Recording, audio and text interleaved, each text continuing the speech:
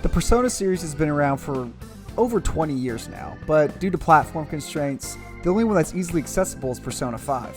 But finally, June 13th, 2020, the video game gods over at Atlus decided to bestow us with the port of Persona 4 Golden on PC. So, how's this game made in 2012 on a small-ass niche handheld system hold up? Fucking rocks.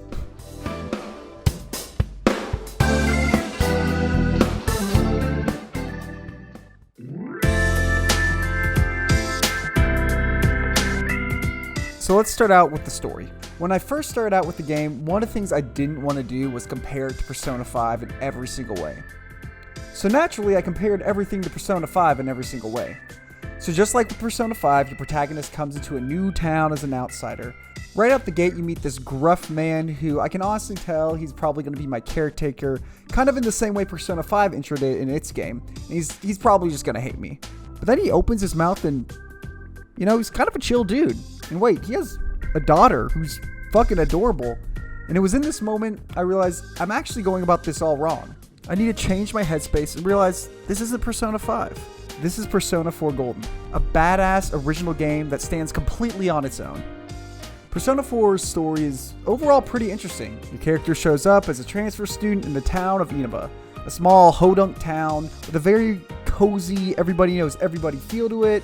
Store owners are outside of their shops bartering, housewives are gossiping in the street, and everybody just seems to know everybody's business. Then, a local news reporter is murdered, and that's when the game hits its shift and turns into kind of a darker murder mystery that only you can solve. And how are you going to find out who the murderer is? By using your personas, of course.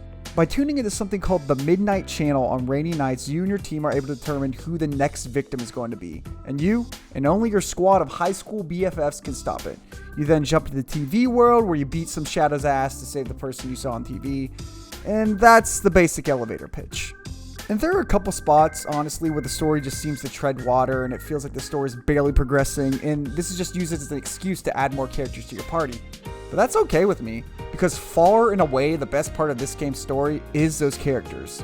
And dude, Atlus absolutely kills it with all your party members. Each character basically has what's called S-Link, which consists of 10 levels, and with each level you get another bit of their character story is exposed, and you learn a little bit more about them and slowly peel back the layers of their personality. What's so cool about the characters is each character has their own very specific set of motivations and hurdles that they inexplicably tell you about, considering the fact the protagonist says like 3 sentences to them and then just shakes his head every now and then. And another cool thing is the social links of your party member stories can be done at your own pace, so they actually felt organic that I became best friends with them over the course of the year, instead of them just deciding they're my best friend after 3 weeks. Another thing I absolutely adore about these characters is how fucking charming they are, and the stupid quirks that each one brings. Like Yosuke, who's just striking out with every girl ever. Yukiko, who loves ghost stories and gets uncontrollable laughing fits. The fact that my girl Chie loves steak. Like, loves steak. Or that fucking Rize types like this. Like, seriously. What the fuck am I reading here? Rize, while you have your phone out, just call 911 because I'm like 90% sure you're having a stroke. Or the fact that girl characters just suck ass at cooking. Or the ridiculous character design of even your teachers. I mean, look at these guys. All of these things never fail to put a goofy ass smile on my face every time I talk to these characters. I mean, I would even go back and talk to them when I couldn't progress the relationship anymore.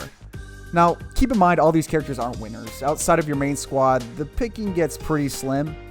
You have the guy with small eyes, this girl who seems mad at me all the time, this guy who apparently has never had the wound on his nose healed, this little shit who thinks he's smarter than me at every turn, this nurse who is trying to smash me the entire time.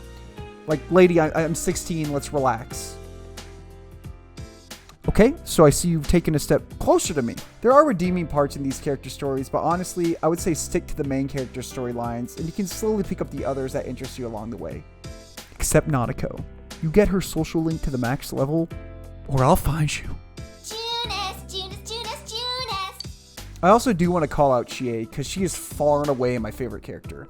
One of my least favorite character stereotypes is the girl who's smart, mild-mannered, afraid to break the rules, and just does everything perfect. And Chie's character is none of those things. She's loud, dumb, obnoxious, always willing to stand up for herself and be the first to fight. I know those all sound like negatives, but I think they're just what make her character more relatable. Let's be real, who do you relate more to? This character? Surrounded by good people, but I didn't understand that at all. Or this one? You jerk! You don't even care how I feel! If lightning has to strike someone, let it be this guy! Oh, one last thing. So I beat the game, credits roll, I feel great about it. I'm having that post-game pit in my stomach, and then I Google the ending credits song just because I love it so much. I come to find out there's another fucking ending that I completely missed from an inconsequential piece of dialogue. So I fume for like at least 15 minutes and then look up the ending on YouTube. Then I have what I like to call a revelation. I was mad about the missed content. I wasn't mad about my ending. My ending seemed to wrap up everything really well, and the fact that I didn't know there was another ending until I stumbled across one online speaks volumes. I think that's a testament to the absolutely incredible story and characters that Atlus built in this game. This little town of Inaba has my heart, and I loved every second of it. But I just wish I would have selected no.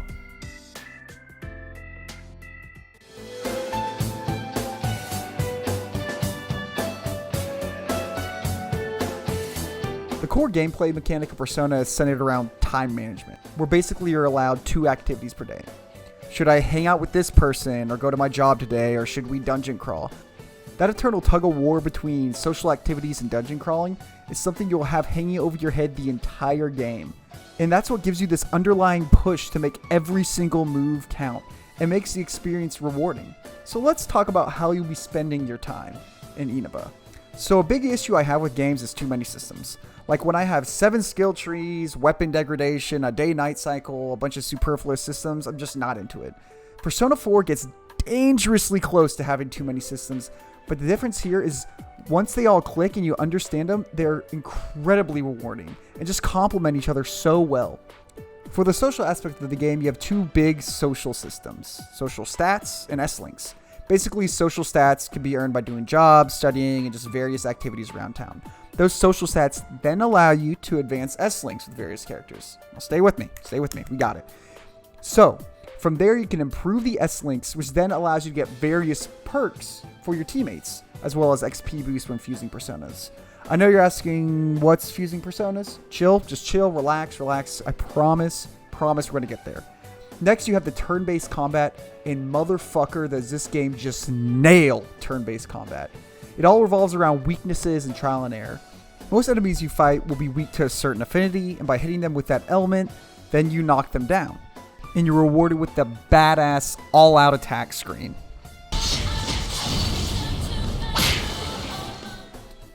The thing that makes the combat in the game so good is there's so many random variables popping off left and right, depending where your S-Link is with someone. You have this dude flying in a scooter to knock people over like a maniac. You have Chie doing a follow-up attack and knocking someone on their ass. Your squad members will team up for a follow-up to your all-out attack.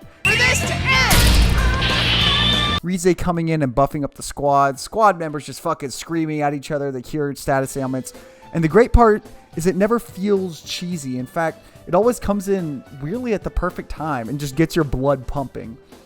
When combat ends, your money, XP, and a bunch of cards are thrown down that allow you to add more personas to your inventory or increase your XP and stuff like that. Simple enough, right? Well, the combat is great. The dungeon traversal is pretty boring. You just walk around in these hallways that are basically just the reskin version of their predecessor, so you can just hit a shadow in the back and get advantage. I mean, what's the aesthetic here? Concrete? Just a bunch of danger tape. All of these gameplay mechanics meld together in the staple of the Persona series, the Velvet Room. I spent so much goddamn time in this stupid limousine, and I don't regret it at all. The Velvet Room is where you fuse your personas and build a team that can address any weakness. I would spend so much time trying to make sure I had all the elements addressed, so any enemy I come across, I can make sure I'm hitting their weakness. And this is where your S-Links come in. The higher the level of your S-Link, the more bonus XP your persona gets. So you just chilling here, churning out these beefy-ass personas, and next thing you know, an hour's passed, and this song is forever burned into your brain.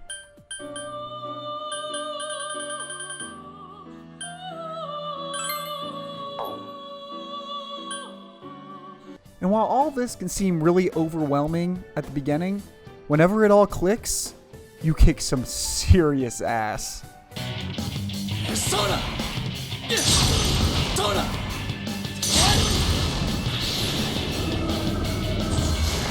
Send you to hell!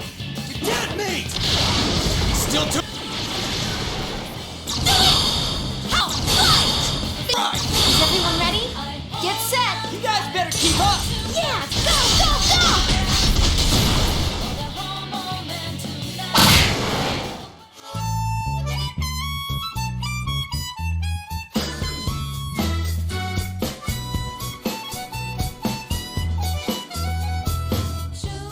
Right from the start, Persona 4 opens with probably the best title sequence I've ever seen. I mean, look at this!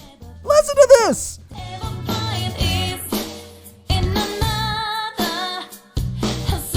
The cheery song being thrown out there while showing all the murder victims, like, come the fuck on, dude. And then she hits you with this little number.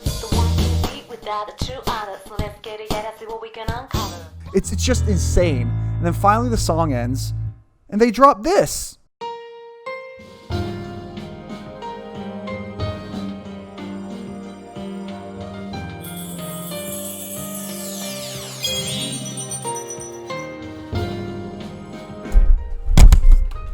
Come on! I've literally been playing this game for 98 seconds! This is ridiculous! The Persona series is known for its music because this dude, Shoji Meguro, is an absolute banger king.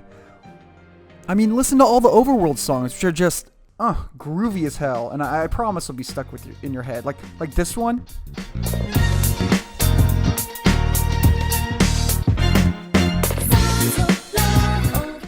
Every time. I fucking do that every time and it kills me. Then you have the battle theme, Reach Out to the Truth.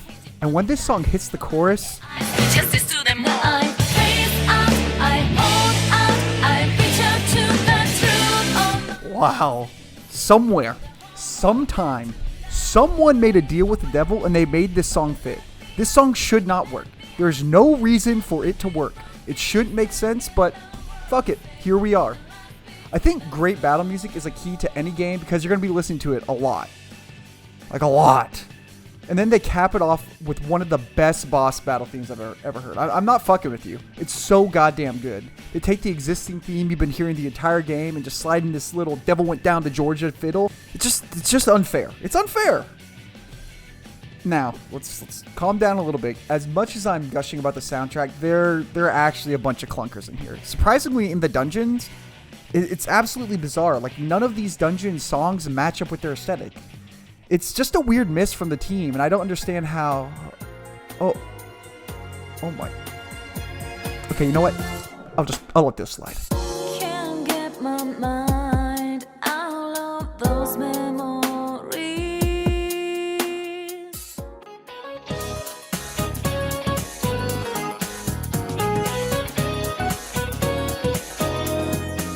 Persona 4 was everything I wanted from a huge JRPG. It had great characters, fluid combat, phenomenal music, and it's just flat out fun. And keep in mind, there are times where this game can really show its age graphically, kind of has a little bit of a cumbersome UI and gameplay, and has some pretty scummy anime tropes that drag you on for just a little bit too long. But normally the game can redeem itself pretty quick. A 70+ hour RPG may not be what you're looking for right now, and that's completely fine, that's cool. But when you have the time, I highly recommend Persona 4 to anyone who loves story, narrative-driven, single-player games that don't take themselves too seriously. That's why I give Persona 4 Golden 37 Chies out of 23 Yosuke's.